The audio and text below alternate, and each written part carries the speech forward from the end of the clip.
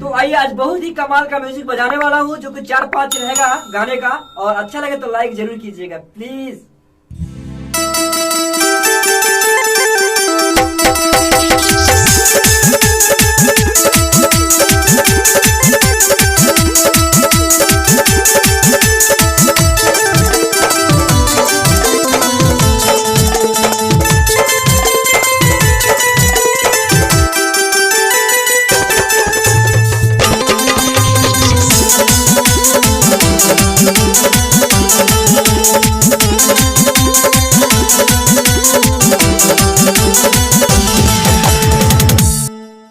नाम धा के सुदामा कहता मामा के बेटा, मामा कहता।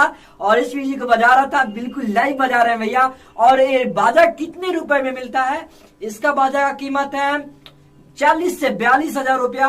मतलब इसका प्राइस फिक्स नहीं रहता है, आप सबको इससे ज्यादा में भी मिल सकता है, 42 के ऊपर भी मिल सकता है, 45 हजार में भी मिल सकता है, 40 में भी मिल सकता है, 37 हजार में भी मिल सकता है ना। जैसा एरिया रहता है उसके हिसाब से रेट लगता है, ठीक है। आइए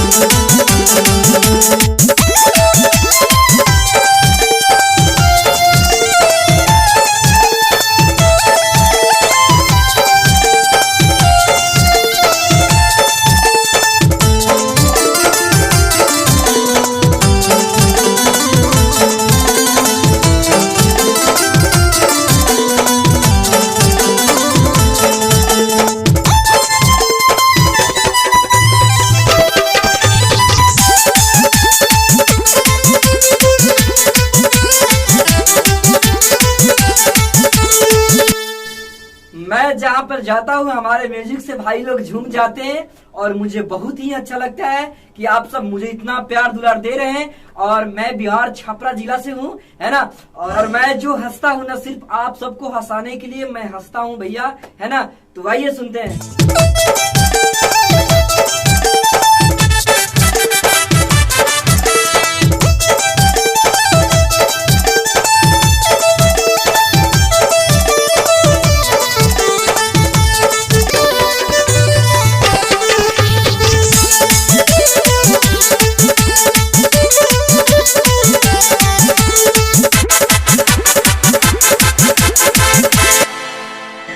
अभी आप सब सुन रहे थे अइले मोरे राजा।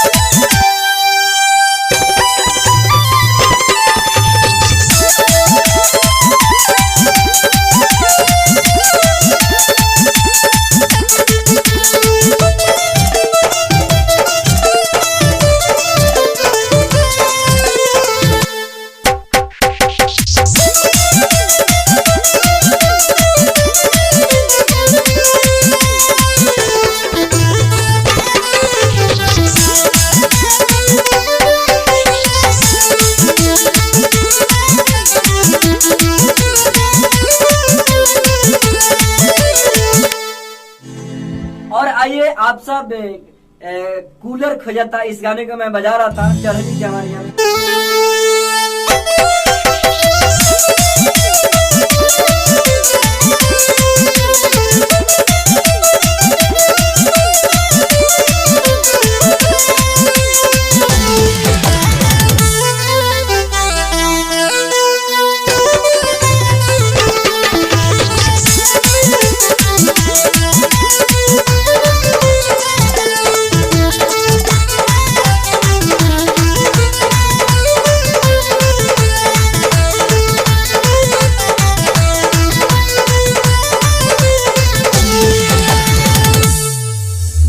सब देख रहे थे, इतना सारा गाना से मनोरंजन कर रहे थे आप सब, और अच्छा लगा हो भाई तो प्लीज आप सब इस वीडियो को खूब शेयर कीजिएगा। और मैं ये जो कीबोर्ड है मैं बेचता नहीं हूँ, सिर्फ पैच देता हूँ, जो कि पेन ड्राइव एक मेरा होता है, आप सबको वही देता हूँ। अगर आप सबको पैचिंग करवाना है तो मुझे कॉल कीजिए, मैं आप सबको दे दूंगा। तो आशा करता हूँ कि यह वीडियो आप सबको बहुत ही अच्छा लगा होगा। अच्छा लगा हो तो लाइक और सब्सक्राइब जरूर कीजिएगा, और हाँ, बेल आइकन जो है जरूर दबा दीजिएगा। तो आज के लिए इतना ही था। Good take care.